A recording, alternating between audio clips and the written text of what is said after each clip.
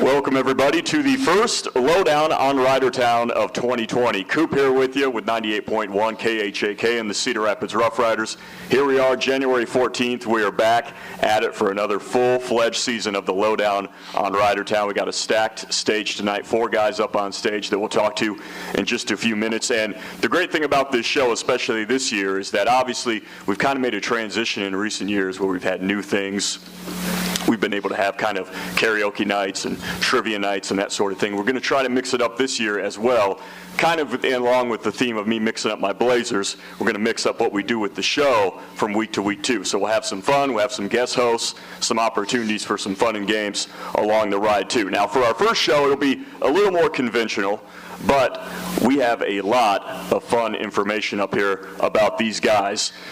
At first I was thinking of something unique to do tonight, but then all the information flooded in from the housing families, and I said this information alone is good enough to make a whole show out of. So guys, I'm just going to ask you right now, do you have any idea of what might have trickled through from the lines? No. Okay. No clue. No. All right, some dirt, but there's some dirt there for sure. There was a lot of stuff I had to go through. There were like 2 or 3 pages worth of information, a lot of stuff going through. I'm joined up here tonight on stage by head coach Mark Carlson, players Jordan Tonelli, Max Sasson, and Garrett Sundquist. We're here at the Union Station. We're here each and every Tuesday night. 5:30 to 6 is the show time. It's half an hour each and every week, but just as we've done in past seasons, the doors open up around 5 o'clock, and obviously people are free to stay around after the show as well. Real community aspect to it. We have Rick Boots in the house taking the photos, so you can put the audio together with the pictures. This is taped broadcast, so what I'll do is a few days after we do every show, I'll upload this to KHAK's YouTube page so you can go back. I know some of the families that are out of state, they like to listen to the shows as well, and we'll have the whole catalog up there by the end of the year. So what I'll do, guys, is first and foremost, I want to start just with backgrounds for people who don't know who you are, or don't know the backgrounds, where you're from. Just give us a rundown of who you are, where you came from, and how you wound up here with the Rough Riders. Max, I'll start with you. I'm from Birmingham, Michigan, and I was picked up as a free agent last year, and this is my second season with the Rough Riders, and that's how I got here. Coach called me end of July, I think, last year, and I'm lucky enough to make the team. And then we'll just work right down the line. I'm from Armonk, New York. I was drafted here 2016, I think it was, and then was an affiliate for a while, came to camp every summer, and then made the team last year. I'm here. And then Garrett, we'll finish up with you. I'm from Glastonbury, Connecticut, and I was not drafted, and Coach gave me a call this summer and told me he wanted me to come to camp. I had to make sure he just didn't want my money. And then once I knew he actually kind of wanted me to come down, then I was lucky enough to make the team. Coach, I have to ask you, that's the first time I've heard that response from a player before. I've never heard a monetary initiative thrown in there before. Yeah, well, first of all, I want to welcome Sonny's friends that are here from Connecticut. We're gonna have out-of-state participants all year long. That's gonna be our goal, I think. So, I was born in Connecticut. I didn't tell them yet. I didn't even know that. So, yeah, I was born in Danbury. Yeah. These are things to keep in mind, trivia to keep in mind throughout the year. So anyway, with the camp experience with Sonny, the part that he left out, so I called him a bunch of times and then talked with his dad, Eric, who's a real good guy also, and with Providence, and then, all these young guys, they like, texting and all that kind of stuff, so texting back and forth, and so I'm flying down the highway one day, going up to Minneapolis, go scouting, and all of a sudden I get this text from Son, and I had it confirmed from somebody else. I can't remember if it was Coach Lehman or if it was Mr. Sundquist or whoever it was, that he was coming to camp. And I'm flying down the highway and probably on the phone talking to someone, and then I get a text, and I know I shouldn't look at it, but I do. So I look at it quick, and it just says, "Hey, Coach, just want to let you know that I have no interest and I'm not coming to your camp." And then like 5 seconds later, it says, "Oh, sorry, I said that to the wrong person." I was actually, there were a few other teams. I think I meant to text like the Waterloo coach. He was like, text me back in a day, or else like don't even text me back. So I had a few numbers. And I never put any contact like info in, which I should have done. That was stupid on my part. But I texted. I was like, okay, this is the right guy to text. And I know I just said that I was going to end up going to camp. And I texted. I was like, hey, coach, just want to let you know that I'm not going. Sorry. Thanks for the opportunity, but I'm going somewhere else. And then I was like, wait, that's Cedar Rapids. So I gave him a call. I was like, I am so sorry. He's like, oh my God, you scared me. Coach, now what did the aftermath of that look like? He's here, so obviously it was a happy ending. That must have worked out okay. You understand that sometimes texts get missent. Yeah, these guys that can missend them, and Sonny ended up coming to camp and doing a good job, and he's done a good job for us this year. So now, Garrett, I have to admit, this is my 6th year doing the Lowdown, and we've had a lot of interesting stories of how players got here with the Rough Riders. I mean, people that are international players, they have taken winding paths, they've had to work really hard, but I think yours might be up there with the most interesting story of how you've got here, because I think it's a real trial and persistence. I mean, that text message could have derailed it. I knew he was a tough coach, so as soon as I sent the text, I was like, oh, God. Is this not good for me if I go to camp? I was like, should I just go somewhere else now, or what? It all worked out, though. Yeah, You're up here with the Lowdown on Ridertown. So everything's come full circle. Yes, sir. I'll keep it here with you, Garrett, because when we do this show, we always start it usually right around the holidays, right after the new year. How'd you spend your holidays? How do you spend the break when you get a little time away from the club? So obviously a lot of hockey when we get down here. So first thing I did when I got home, I slept for 4 hours, 5 hours, took a big nap since my flight was at 6:30 a.m. We had gotten back from our trip to Sioux City and Sioux Falls early in the morning. So lots of sleeping when I was getting back, but also had to stay in shape a little bit. So skate a little bit, work out a little bit, but definitely get a lot of family time in since I've only seen him a couple times, little brothers and everything. Hey, Jordan, how about you? How do you spend that break, that time you get? Yeah, I mean, I think family time is really important, so definitely did a lot of that. I actually, my brother was in a tournament in Lawrenceville, New Jersey. So he goes to high school where I used to go to high school, so I went down with my family, I watched that. And then, a little bit of skating, working out, obviously, stay in shape. Max, how about you? Yeah, same kind of thing. It's always nice to be home, get a little break, spend some family time. Went to a Red Wing game, hung out with the friends a bit, worked out, skated.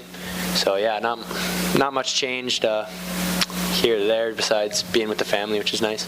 Yeah. And Coach, I don't know if I've ever asked you, but how do you spend that holiday, that Christmas break? You've got a lot of responsibilities, but what's that break look like when you get a few days away from the grind? It was good. We were here in Cedar Rapids. Our son Brayton came home from Denver, so it was good to have him.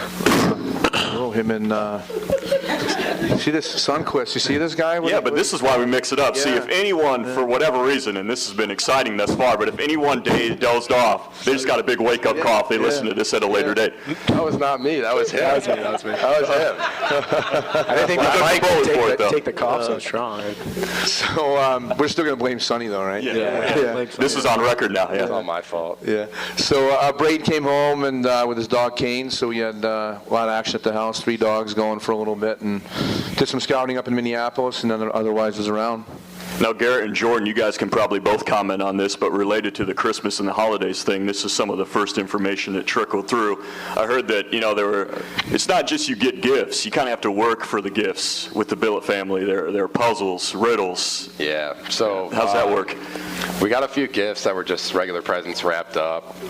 We had to play some little handheld games to get the presents, and then she hid 4 envelopes throughout the tree, and I found 3 of mine. He had found 3 of his. No, you're forgetting the scavenger hunt. Oh yeah, there was a little scavenger hunt, and it led us throughout the house, and at the end of it, we ended up right back at the tree, so it took a while. But we were looking for envelopes throughout the tree. We both found 3, and I actually found his 4th one, and I put it on top of the tree, and I actually couldn't find mine. Like, the Bill parents' daughters didn't know where it was, and I actually hid his on top of the tree, and he had no idea. It took him like 45 minutes to find it, and he was super pissed about it because I kept telling him I knew where it was, but he was freaking out on me.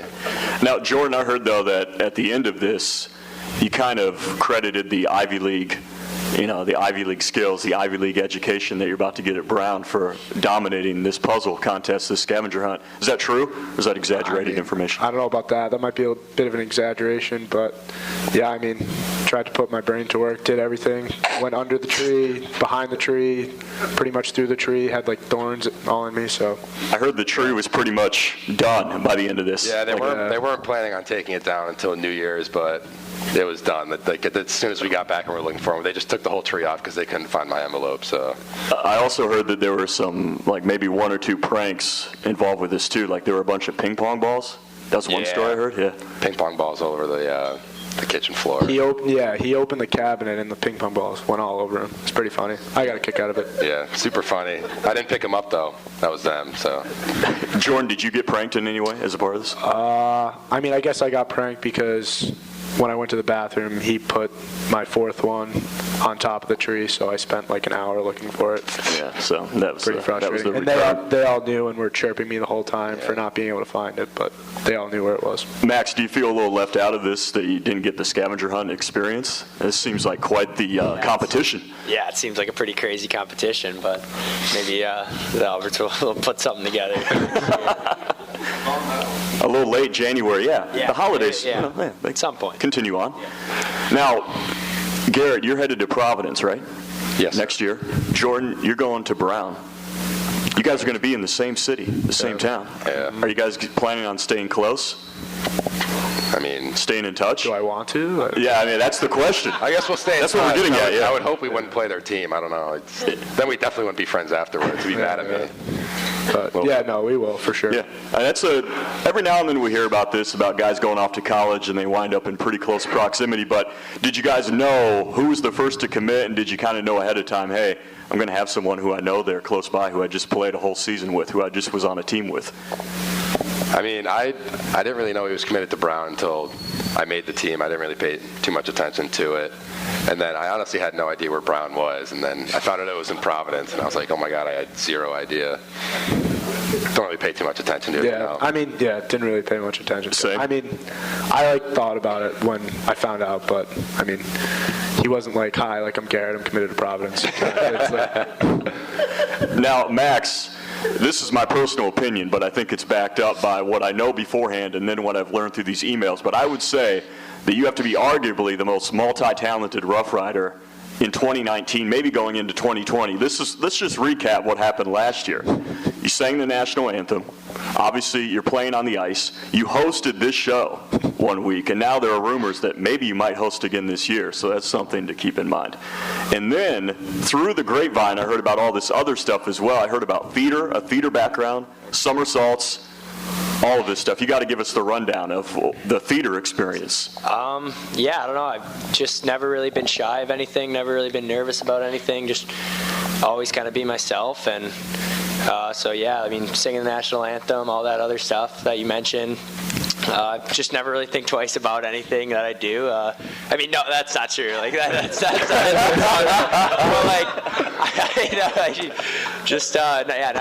never really shy in front of anyone. And yeah, when I was younger, about I think 8 or 9, I was in Beauty and the Beast, and I was the teacup. I heard that was the famous role. I was just about to ask. Yeah, and then I guess we were going through. At the end, everyone takes the bows or whatever, but instead I decided to do a somersault. And so, yeah, I mean, I don't know. It's never really been too shy. I also heard that the somersault really got a lot of praise from your coaches. They had shown up. Yeah, my hockey coaches were there at the time, and they thought it was funny because they used to make us, when we got in trouble, do somersaults on the ice all the way like down to the other end, which is pretty crazy and foreign. They're from Czech Republic, but yeah, that's what I did. Now, how do you do a somersault on ice? That sounds impressive. I mean, the same way you do a somersault in that landing seems tougher though. Yeah, I mean, I don't think they're too concerned about our necks or anything, but yeah, that's what we do.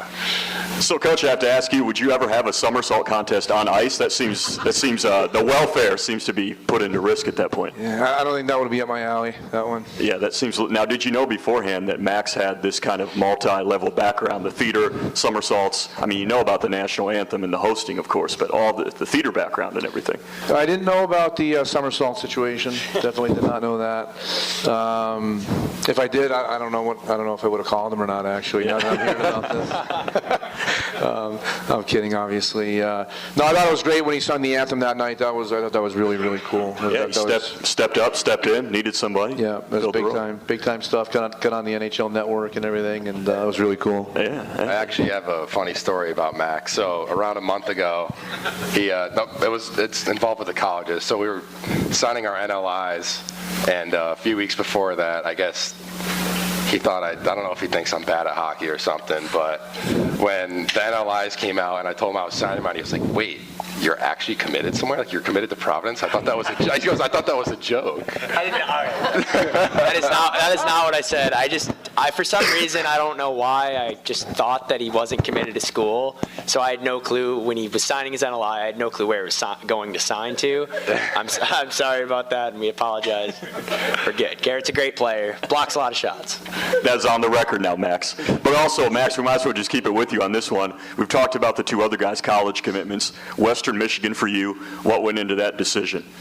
Yeah, I was actually previously committed to another school, and this summer I decided to decommit, and it was actually a pretty crazy story. We were at main camp, and I've always wanted to stay in state, and Western Michigan is one of the premier programs, I'd say, over the last 10 years in college hockey, and Coach Murray was at the camp, so I decided to go up to him and tell him my interest in being a Bronco and how cool that'd be. And then actually a couple days later, he called me and offered me, and some conversations with Coach and Tammy actually, and they were really fond of it. And Coach Murray, I guess, is a lot like Coach here, and so went up there for a visit and decided to commit, and really excited about it. Now, guys, I have to ask you all a question. Feel free to answer at your leisure. Jump in when you want to. I went to the game about 2 weeks ago against Muskegon at home, and that game got very aggressive very quickly. It got a little chippy, too. There were a lot of fights during that game. I just wonder, I was talking to someone next to me during the game, and I said, I wonder if they can feel beforehand that it's going to be, this is going to get maybe a little rough. Do you guys kind of have a feeling beforehand that, hey, we're going to have to, bring a little extra level of intensity with certain teams, especially a game like that? It seemed like it was real back and forth aggressive. Yeah, I'd say so. I mean, none of us are robots. We all know the standings. We all know that we're neck and neck with them, and it was going to be an intense series. We know that we played them 4 times this month. So the game prior to that went into overtime, and we ended up winning. So we knew that they were going to bring it out, and there was a lot of scrums in front of the net, and I think that'll probably continue this weekend when we head up to Muskegon. Hey guys, similar thoughts?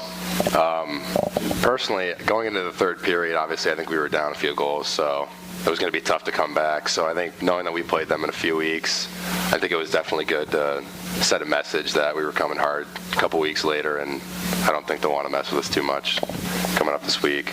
Jordan, any thoughts on it, or have they spoken the word? I agree, with everything they said. I think also just the simple fact, when you play a team twice in a row, you can kind of feel at the end of the first game, second game's going to be more of a battle, more physical, which leads to. Now, Garrett, this question on my part was kind of a ramp, kind of a segue, because I was going to ask you about something. These are not my words. This is from the housing families, the Billet families. You've been described as a quote-unquote big chirper. That was the language used. I wondered if you would agree with that sentiment, with that description. I couldn't agree anymore. I'm 100% a big chirper. Definitely with Amber. She tends to say some things that I don't agree with and or make absolutely no sense. So I don't, even though her parents have been great housing parents to me, I don't shy away from letting her know that what she said was completely stupid. Can you let us know of the last example of that happened? Can you remember? Can you bring to mind? What's the last argument that occurred? I can't think of the last thing, but she once spelled yogurt, Yougurt, and I looked at her for about 3 minutes and I said, "What are you doing?" It was for the grocery list, and she spelled yogurt wrong. And that got some chirping. Yes, very much so. Now, I was going to ask this because I wondered, does the chirping come out, I'd have to believe, on ice too?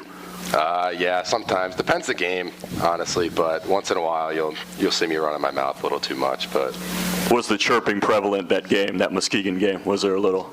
on ice? Yeah, a little bit. Definitely this past weekend as well. This weekend I was running my mouth a little too much, but I enjoy it. It's a lot of fun. It seems like it. There's a light that came over your face when I asked you that question. It's a lot of fun. A lot of personal pride in that. Guys, as teammates, would you agree that Garrett has that distinction? Yeah, but he doesn't like when people do it to him very much. So when the tables are turned, it's a little different. But Jordan agreed on that? He chirps a lot. Yeah. I mean, when the tables turn, though, I'm very quick with the tongue. So if you say something to me, I'm not going to not say anything back. So, Coach, how does that work in a coach-player relationship? I assume that doesn't go both ways. No, Sonny's tried to chirp me a few times. Yeah, Amber, I'm here for you, so just so you know. You've got backup from Coach. I got you, yeah. We can't spell everything right all the time, right, Amber? Yeah, it happens. And Jordan and Garrett, now you guys live together, obviously, and I heard that, I'm bringing this all full circle. We have the chirping, we have some of the on-ice aggressiveness. Jordan, earlier this year, concussion, had to go to the ER, but Garrett said, I'm going to hop in here, I'm going to take you to the ER. But then, unfortunately, you guys went in the wrong door, wrong ER. Tell us a little bit about that. I don't want to give away the punchline. So, like the nice kid I am, I actually wasn't playing that game, so I said I'll take him. So I ended up driving him to the hospital, or what I thought was the hospital, the emergency room, and I was so worried about his well-being. You know, we get out of the car, I went to St. Luke's, and I'm watching his feet. He asked me about 20 times if the hit was bad. He asked me the same question over and over again, so I was like, okay, he's not doing too well. So he gets out of the car, I'm watching his feet, there's a couple curbs, I'm just making sure he's not tripping, and I walk in, and I think I'm in the ER. I'm like, oh, I have Jordan Tonelli here. They're like, this is the maternity area. Like, what are you doing here? So I don't think he looked pregnant, so I don't know. And Jordan, you thought a concussion was bad. That could have been a lot worse. I don't even remember this, to be honest with you. Yeah, So. but I was just trying to do the right thing, and I brought him to the maternity section, and I felt so stupid afterwards. I didn't hear the end of it from them for a little while. But then the other part of that, Garrett, that I heard, and obviously Jordan, had the concussion at the time, so I have to depend on you to fill the gaps in here, is that after you made sure he was set up and all good, you said, hey, I'm out, hope you're doing all right, I got to go home and get something to eat? I actually went to Applebee's with some of the guys. I was pretty hungry, so as soon as she had gotten there, I made the handoff. I said, here, take Jordan, I'm going to eat.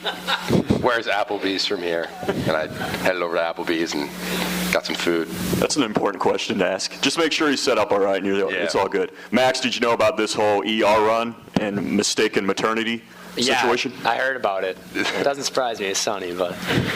Now, Sonny, that wasn't because you had any problem reading the maternity thing right now. It's all good. So concerned about my best friend, and I just get reamed for it, so it's okay. I'll take it.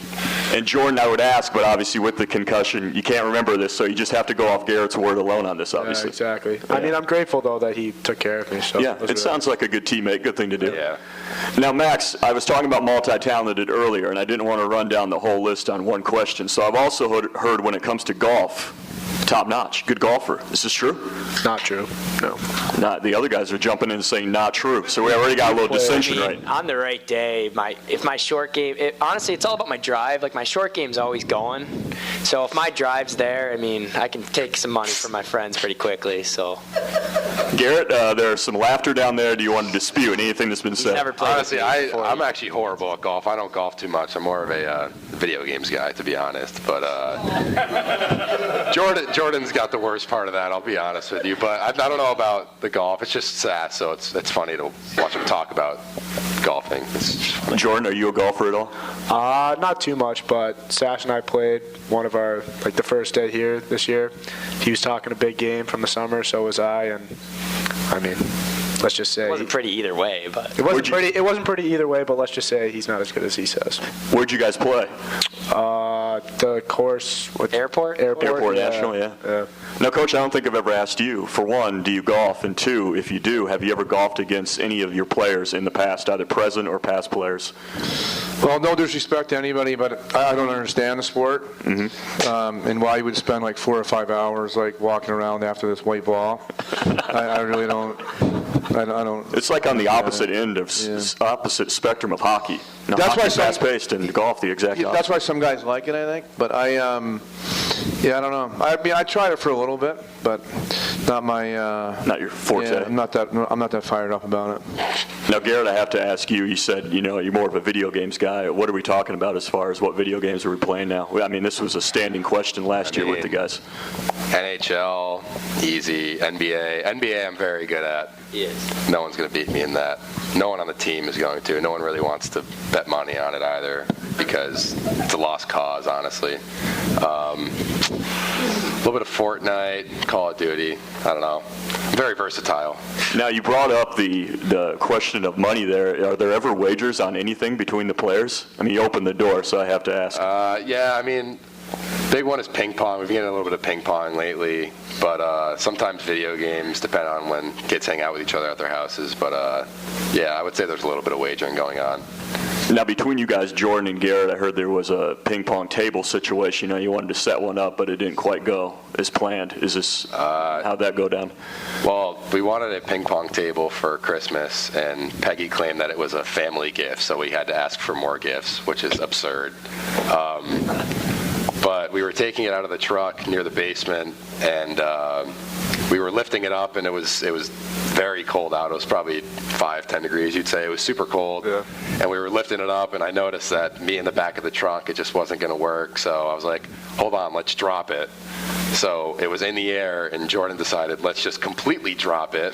Let's drop it. I was thinking, brand new ping pong table, pretty expensive. Let's lightly place it down. But he took the drop it as let's just let it go a couple feet up, and it just slammed. And I actually drilled my hand. I'm glad I didn't break my hand, but it was not a little rough. But now, Garrett, I have to ask you, if that had happened and you had injured your hand with a ping pong table incident, how do you come to coach and explain that injury? Do you make up a story on the fly, or do you just spit the honest take on that one?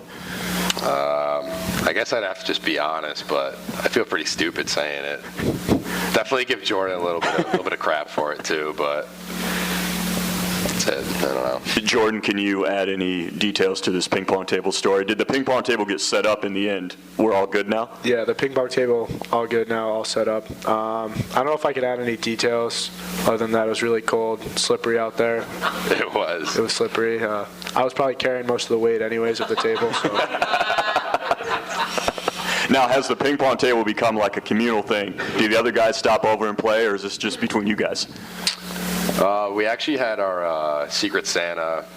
All the boys came over for that, so we had a lot of matches. It was actually a few days after it was set up, which was good. But other than that, just him and I, and then sometimes some boys will come over. We'll play a little bit. But now, with the Secret Santa, that includes the gift exchange, right? Yes. Yeah. Now, what were some of the best gifts exchanged between the guys here? I'll ask all of you.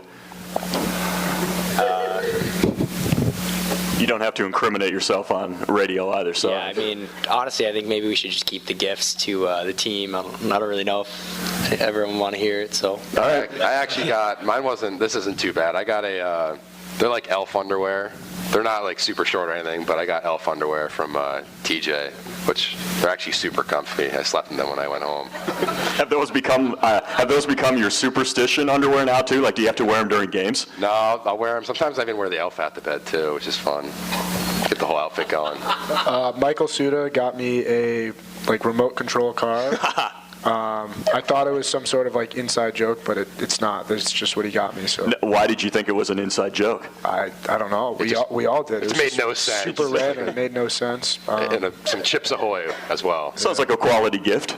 Yeah, it was decent. Max, anything to add? You seem like you were particularly enthused by the car story. Nothing to add? No, I don't. I just thought it was hilarious that some guys decided to get stuff that has absolutely no relevance to the guy's life, but it was just hilarious that he got a truck, and then one guy from Russia, Nikolai Mayorov, got I forget who, just a wallet, and it was just funny. I don't know.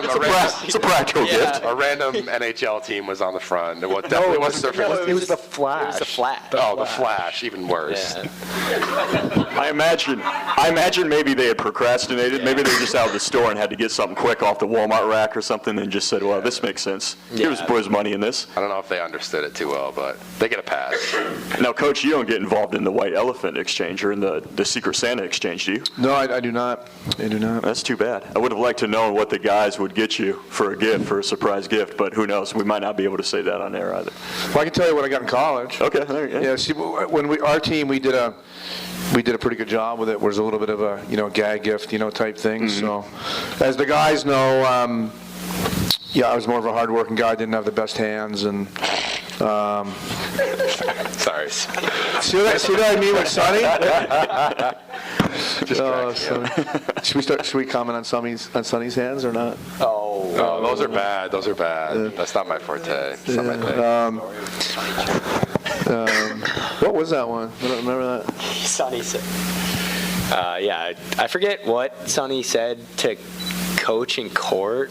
Oh, I remember. So Shamil, the 6'8" goaltender, it was actually his first day.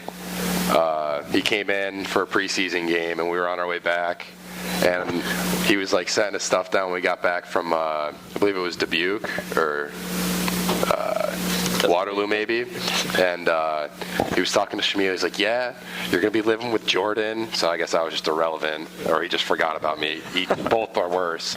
And he was like, yeah, you're going to be with Jordan. Jordan's going to take great care of you. Jordan's a great kid. And I was just standing there like, dang, this is my new coach. He just completely forgot about me. So I find him in court for it, for completely forgetting about me. But then there was another story where Coach came in the room and he said that we had to wear full gear on the ice in the mornings. And he was like, are you guys okay with that? And then Sonny goes, what, do you want us to be like pumped up that we have to wear full gear? And then Coach goes, I'll be pumped up when you decide to hit someone. Got a good laugh out of the team. Coach looked around. He was like, yeah, boys, I think we should wear full equipment. And he was like looking around. He's like, you guys don't seem too excited about this. I was like, what are we supposed to be like super pumped about it or something? And then, yeah. He got me. He won that. Coach, that was pretty good, I have to admit. I mean, that was pretty good. Now it's on the record, on radio, too, that you said it, too. It was all right. That was good. It was all right. So anyway, with our UMass Lowell team, we did the gifts, and so as I was saying, I didn't have the best hands when I played, and the guys knew that I loved hockey as well, and smoked the occasional cigar on Gershom Avenue Saturday nights. So the boy, whoever got me a bottle of Palmolive to soften up the hands, the dish soap, and then college hockey magazine or something, and then and a cigar. So that was pretty good, I thought. Yeah, that covers all the bases. Yeah, I thought it was pretty good. Now, I just want to tell everyone in attendance tonight, and if you're listening to this at a later date, I think, now this is just tentative, but one of the shows is going to include some sort of like trivia night aspect to it. So guys and everyone out in the audience, you might want to remember some of these fun facts, these things you've heard over the course of the night, because we might drip these in at like a trivia night at a later time. See how well you guys really know the Rough Riders. So keep all these fun facts, these interesting trivia things in mind. Now, Jordan, I do want to talk a little bit about hockey, because anyone who's a hockey fan, real knowledgeable of the NHL, more than likely they're familiar with your father. Give us a little idea of your background in hockey, who your father is, and how you grew up and how you got into hockey in the first place. I mean, my father's John Tonelli, for anyone that doesn't know. How I started, I just know this from him. I was obviously really little. He kind of just put me on skates as any former hockey player would. He never really forced me into it, but I obviously liked it and stuck with it. And, obviously it's great. Most kids can't say, like, they can argue with their dad, oh, Dad, like, you don't know anything about the game, but my dad obviously, like, I can't say that to him, so. Especially with 4 Stanley Cups, too, it's tough to argue, right? Yeah, tough to argue with him, and, I obviously look up to him a lot, and I listen to whatever he tells me, so. Now, just a few minutes before showtime, also got some pretty cool news, something pretty special happening next month regarding your dad. Can you tell us a little bit about that? Yeah, he's getting his jersey retired, so something he's been looking forward to for a long time. Kind of a tricky situation with the owners of the Islanders. They got new owners recently, so that's kind of what snowballed the event. But yeah, I mean, it was awesome when he told me. Like, he had tears in his eyes, so it's a pretty cool moment. That is pretty cool. Sure. And now, Coach, I think I read this in an article a while back, but obviously you being an East Coast guy, you were familiar with Jordan's dad beforehand, obviously. You were an Islanders fan. What's that like when you have a guy that comes in who's the son of someone who you watched throughout your career and had an NHL career as well? Yeah, I mean, I thought it was really neat, and I remember, watching those back in the, late 70s, early 80s, or mid 80s, possibly even, when, you used to actually have to do this because at that time, my family lived in the suburbs of New York City, and not everybody had, what's called cable at that time. So we would, I'm drawing a blank on the name of the one family was the McGillicuddies. Like, they had cable, like, before we did. We didn't have cable, so we would actually, our family, we would go over there, and we played hockey together, and we'd go over there and watch the Rangers-Islanders games and all that kind of stuff. So, but, just always remember watching Mr. Tonelli and, guys like Mike Bossy and Trottier and Potvin and Billy Smith and all those guys. And but the one thing I would say about Mr. Tonelli is, and I think this is so true of so many former NHL players, is that, and other dads do this too, but when Jordan came to his first camp, all of a sudden I looked up and Mr. Tonelli was in my office and, coming in to say hi and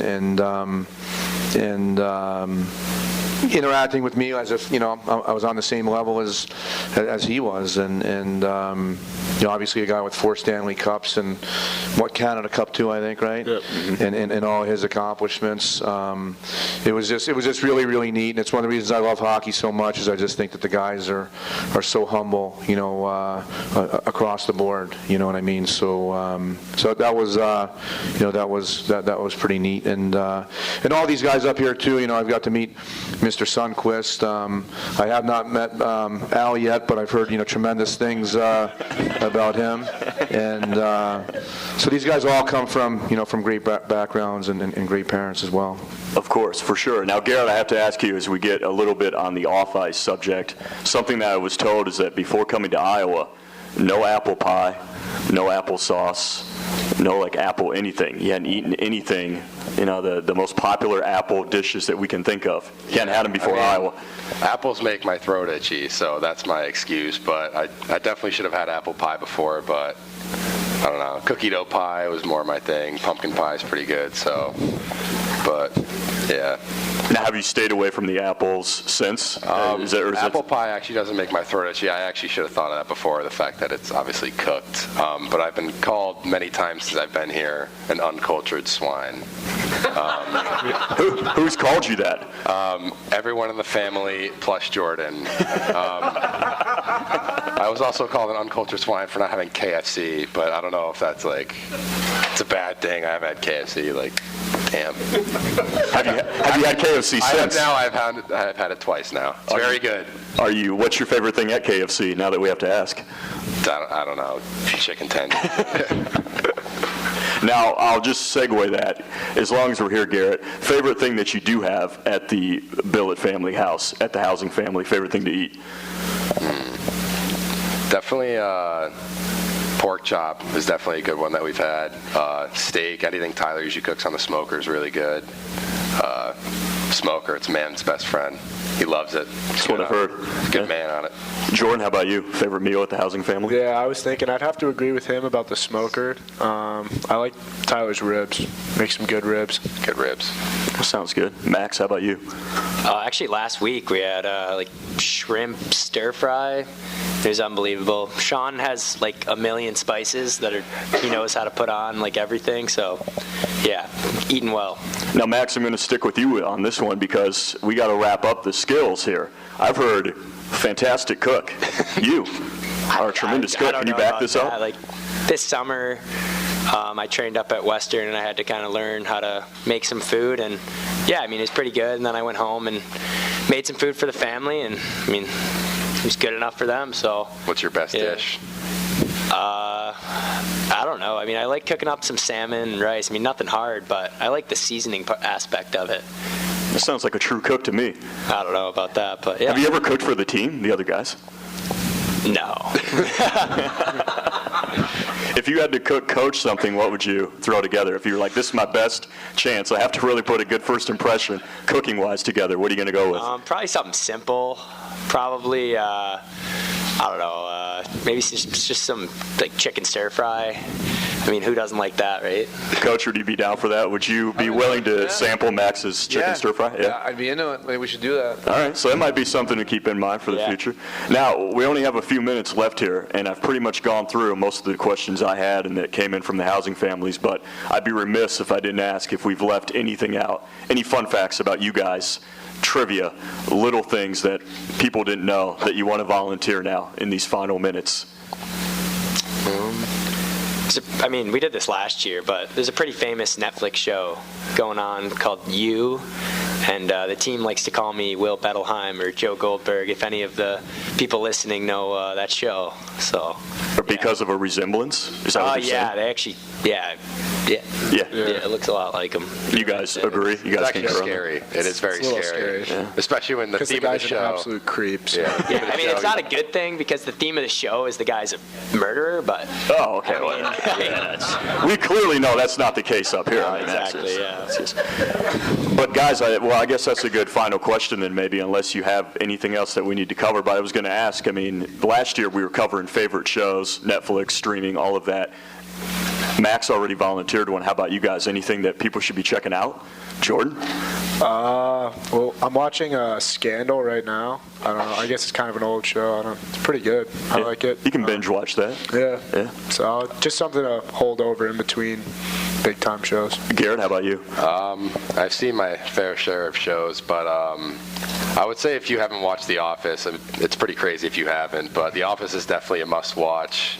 Same thing with Friends is a must-watch. If you haven't watched those, you are an uncultured swine.